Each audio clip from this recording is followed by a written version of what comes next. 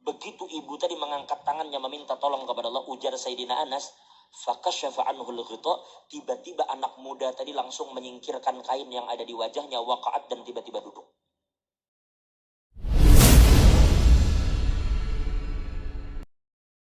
Kan banyak sekarang orang punya masalah lah, keuangan lah, macam-macam.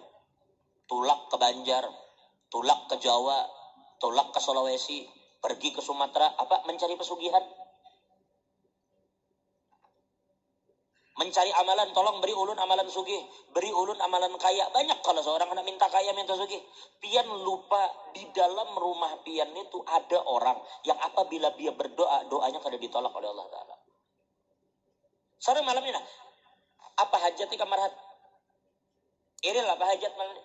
Ikam bila hendak pasti kabul. Di mana ikam berdoa? Di raudhah ikam berdoa, doa ikam kabul. Berdoa ikam di raudhah situ.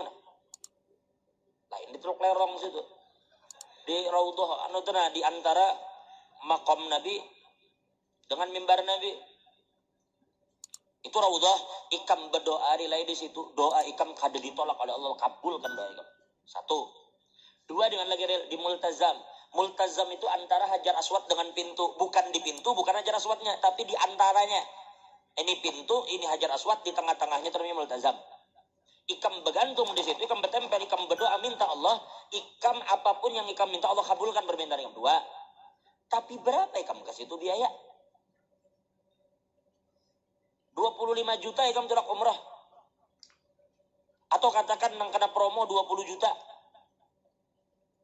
Ada justru malam promo di anu tuh. Berapa? 18 juta 9 hari. Tapi hotelnya terjauh sedikit karena tak anu, temurah. Itu ada yang bertawar. Kawalnya 13 juta aja. Kawai 13 juta. Cuma hotelnya Sungai Dama.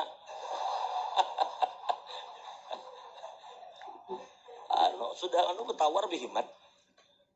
Nah jadi ikam pemodal ke situ, tulak ke sana berapa juta ikam bayar? Kam di raudhah, kam di multazam. Oh, bisalah kalau di sini aja Bang di Lok Bahu berdoa kabul bisa. Yang penting ikam berdoa di waktu yang tepat. Kabul jadi ikam. Baca carian waktu kan ikam hendak yang pasti kabul kan. Ikam berdoa di Lok Bahu ini atau di Maranti bisa jadi. Pas malam Lailatul Qadar, ikam berdoa kabul. Cuma apabila Lailatul Qadar. Lailatul Qadar. Ada lain, ada Lailatul Qadar kalawasannya nunggu setahun. Hari Jumat kabul doa. Tapi pulang Jumat itu kita kada tahu di mana. Bisa waktu khutbah, bisa setelah khutbah, bisa sebelum asar, bisa sesudah asar Jumat, bisa malam Jumat. Di mana titik yang doa kabul kita kada tahu. Repot kalau. Tapi ada orang yang apabila dia angkat tangannya berdoa, itu kada kenal tempat, kada kenal waktu, dimanapun, kapanpun Allah kabulkan doanya siapa? Orang tua ikam. Terutama mama ikam. Bila berdoa mereka orang tua kita, Allah kabulkan doanya. Bahkan di riwayat dikatakan doa orang tua untuk anak itu seperti doa Nabi untuk umatnya. Ini perhatikan yang masih bisi orang tua. Nang orang tuanya sudah meninggal, mudahan mendapat rahmat yang luas dari Allah. Ada satu cerita diceritakan oleh Ibnul Qayyim Al-Jauzi di dalam kitabnya Uyunul Hikayat. Di dalam Uyunul Hikayat, hikayat yang ke-68. Dalam Uyunul Hikayat Ibnul Jauzi ceritakan. Ujar Ibnul Jauzi, ini cerita diceritakan oleh Khalid bin Khidash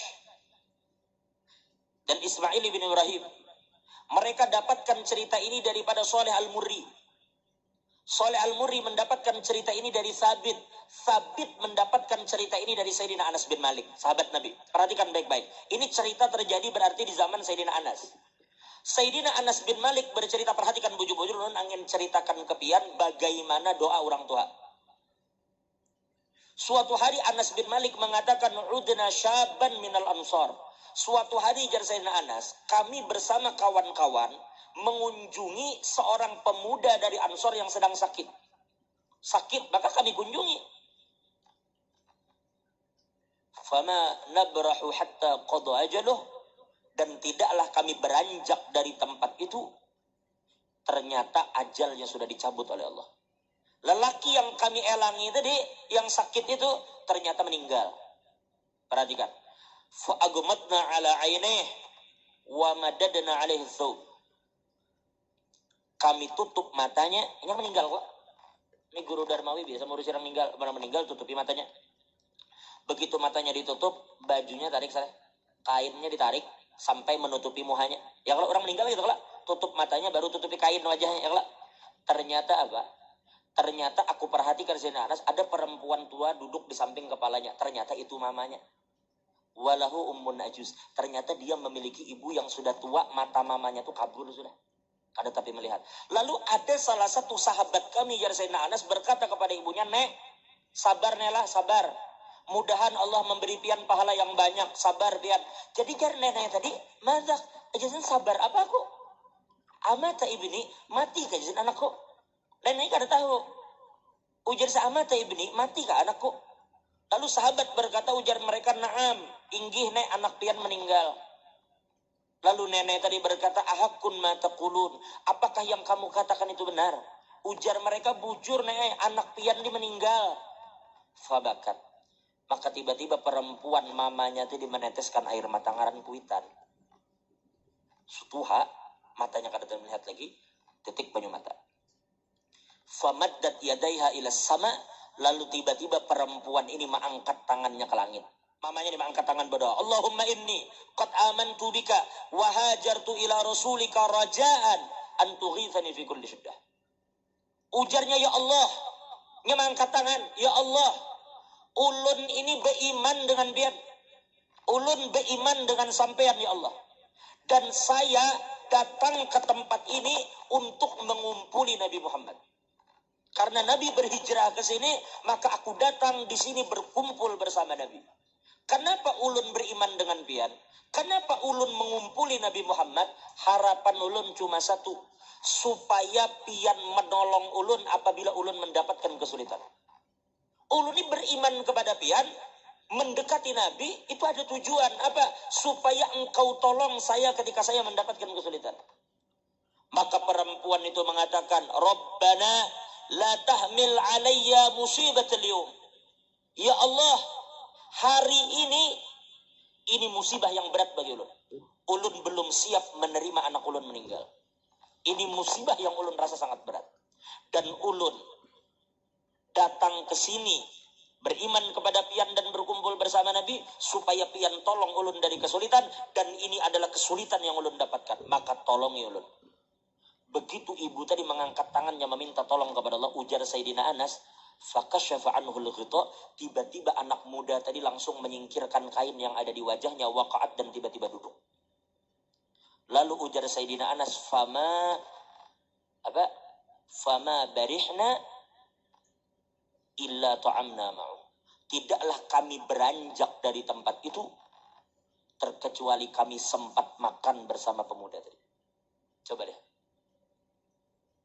Seorang ibu mengangkat tangannya di hadapan Allah, meminta anaknya yang mati supaya hidup. Lalu kayak apa menurut pian kalau cuma pian ada sedikit masalah utang? Pian cuma ada sedikit masalah keuangan, hanya ada sedikit masalah-masalah yang ringan. Lalu apabila orang tua pian meminta mengangkat tangan kepada Allah, selesai semua masalah pian. Ini anak mati jujur mati. Tapi mamanya meminta kepada Allah supaya hidup. Nah itu maksud kita. Jadi apabila orang tua itu masih ada, itu benteng terakhir bagi pian. Maaf. Terkadang coba pian renungkan baik-baik, sadari bang. Berapa banyak di antara kita ini yang terkadang zolim dengan sesama. Berapa banyak di antara kita ini yang selalu berbuat dosa dengan Tuhan. Sebenarnya banyak bala Tuhan yang hendak turun ke kita. Sebenarnya banyak musibah-musibah yang mengincar kita karena kesalahan kita. Tapi tahulah pian, doa orang tua yang melindungi kita. Doa orang tua kita yang selama ini membentengi kita dari segala macam bala dan musibah. Sedangkan orang tua kita doanya seperti doa Nabi kepada umat. Nah, makanya ulun katakan, selama orang tua pian ada itu benteng pian yang terakhir itu di situ. Kalau kadada mama, bapak, kalau kadada bapak, mama. Pokoknya salah satu dari mereka tuh benteng yang kokoh selama mereka ada. Kalau pian ada kesulitan datangi orang tua, minta mereka mengangkat tangan. Mereka doakan pian selesai urusan pian, percaya aja. Oleh karena itu, yang mana orang tuanya masih hidup, mudahan dipanjangkan umurnya oleh Allah. Nah, itu bujur-bujur benteng yang kuat bagi kita orang tua. Jadi apapun sekali lagi yang pian kehendaki daripada hajat dunia akhirat, pian datang kepada orang tua pian minta mereka mengangkat tangan, Allah bakal kabulkan. Dan perhatikan bujur-bujur orang tua, jangan sampai kita menyesal setelah orang tua kedada. Di situ baru nyesal. Terlambat. Wallahu a'lam bishawab. Mudah-mudahan Allah mengampuni dosa kita semua.